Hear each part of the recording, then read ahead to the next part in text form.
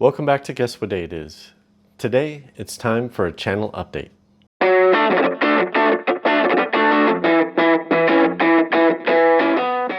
Welcome back to the channel. So my plan for this week's video was to have this nice Sherwood amplifier all set up and ready to go.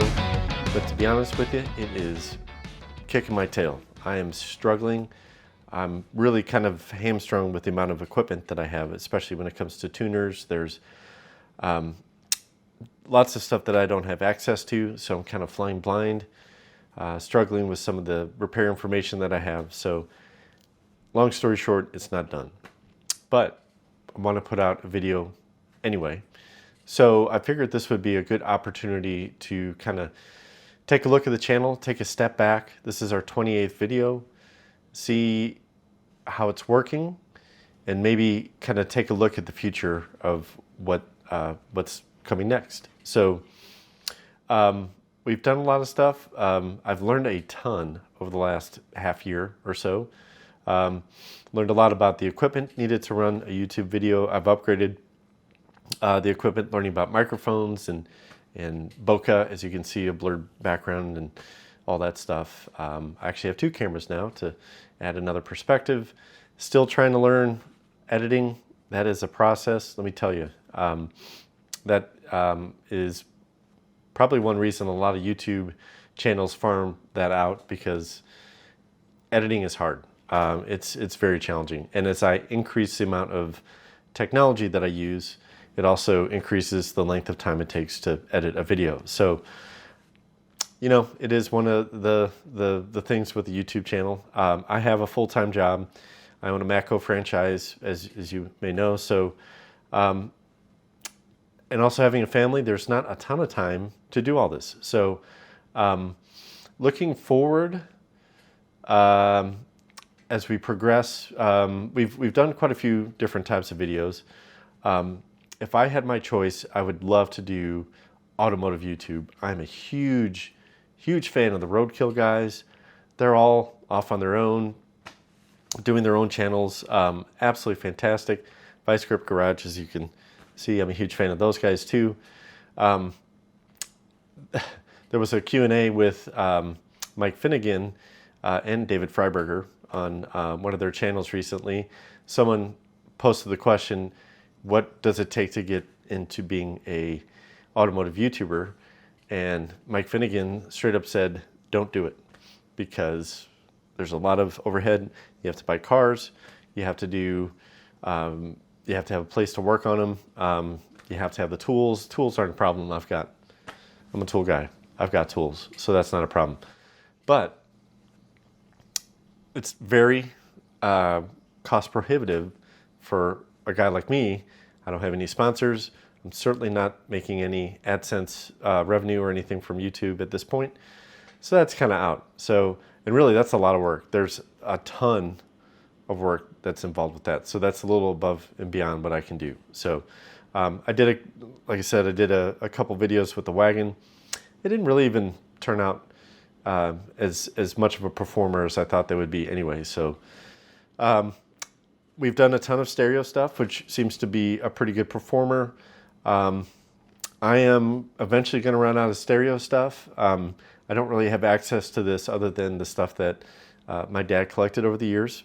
So I have, just looking at my inventory, I've got 3 more stereos, 3 more turntables, and a tape player, which may or may not even make it in a video. So eventually that's going to come to an end as well. So they were pretty decent performers. I've done some speakers. So that's probably not the best place to go.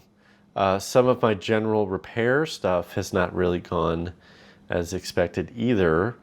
My early videos on the Toro lawnmower were pretty good at first. My first video was that, but I blasted it out to everybody I knew, so there was quite a few views on that. Eventually dropped off quite a bit. Yeah, I understand that. Also did some stuff on some classic phones, which is another kind of hobby of mine that did mediocre as well. So I I also did just kind of a talking head video like this, talking about globalization, a lot of the things that I've noticed working on these older stereos, and kind of getting an idea of how much they cost when they were new versus what we pay for stereos now, and kind of putting that all into my own thoughts and how it's relevant to today and what's going on with tariffs and all that too. So that did okay as well. So, I mean, I've listened to a lot of different YouTube tutorial videos where they talk about doing certain things. One of the main things is having some kind of a focus, and I'm very ADD anyway, so having me sit and focus on something for very long is a challenge. So we're just kind of, I'm taking a step back, kind of analyzing what we have going on. One thing that will definitely weigh on my time going forward, my son and I are going to start a kind of a resale business with a lot of the stuff that my dad has collected over the last 40 or 50 years. A lot of it is great stuff that can really do well at we're actually looking at getting a booth at a local antique mall. So that's going to take a lot of time as well. So there might be an opportunity for me to integrate some of the YouTube videos in what we're doing, whether that be starting a small business or just the coolness of all the different things that we're going to have there. So there's lots of different opportunities there. But the bottom line with that is the amount of time that I have to film and edit videos is going to get a little tighter. So we're going to have to figure out how to streamline everything and to make the editing process a little bit faster. And maybe, like I said, integrate some of these videos into what we're doing there too. So lots of different thoughts and all that. Never thought I'd be doing a YouTube channel. I'm going to give credit to my kids for encouraging me to do this. I've done so much crazy stuff over the last 20 or 30 years. If I filmed all that stuff, I would have had millions and millions of viewers by now and all that. So a day late and a dollar short, but it is what it is. So let me know what you think. Put it down in the comments. Would you be interested in watching videos about kind of resale stuff, or just highlighting some of the cool vintage stuff? I think eventually we're going to run through most of the stuff that we get from my dad's collection, and then we'll probably go out and have to find new inventory and all that, so that might be fun. I absolutely love going to estate sales and garage sales. That's kind of how I grew up. That's where a lot of the stuff that my dad has collected over the years has come from, so that would be pretty cool. Craigslist Hunter is another great YouTube channel. It's a gentleman up in New York, or not New York, Chicagoland area, that has a storefront that he has, and it started out kind of in that direction as well. So that's another option. Or, I have lots of thoughts, especially on current events. I do a lot of research before I formulate an opinion. I like to think I'm fairly fair and balanced when it comes to that. So maybe commenting on the stuff that's going on, maybe giving a new perspective that is not part of the mainstream media, but not biased to one party or the other, or just have a more kind of a level-headed approach from a blue-collar guy going forward. So once again, put that down in the comments. Let me know what you think. So we do have a couple videos that I do have planned coming up. One, obviously, is to get this receiver up and running. Hopefully, you're going to see if it's running or not. So I'm not going to hide the fact that I'm, not doing well with a certain project or something. So, and I also have a video coming up on my dad's mobile tool setup that he used as a TV repair technician. So I meant to do a video on that earlier. I left the tools in St. Louis last time I went.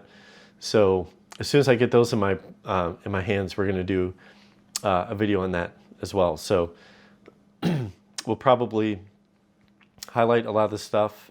We will be getting some of that inventory in the next couple weeks. So it's a possibility that we may film some of that as well. So some other possibilities as well. So something that has affected me and my family, especially with my dad, is dementia. Talking about that, how it kind of affected us in his life towards the end, and also the potential of talking about hoarding and all that as well, which is another aspect of my dad's life that has netted me quite a few things to put up for sale and make videos of. But you know, there's some aspects of his life that are kind of sad in a lot of respects as well. So you can kind of dive into that kind of stuff as well. So yeah, so kind of the prospects are wide. There's kind of new horizons that may open up here. I appreciate every single one of you, a whopping 81 of you that subscribed so far. I really appreciate that. Even I have one subscriber to the ramblings that I do is pretty awesome. So thank you very much. If you're not subscribed and you find any joy coming from these videos, please subscribe. And once again, please, let me know what you think down in the comments. What direction should I go with this? Once again, thank you for watching. That's going to wrap this video up for this week. And we'll see you next week on Guess What Day It Is.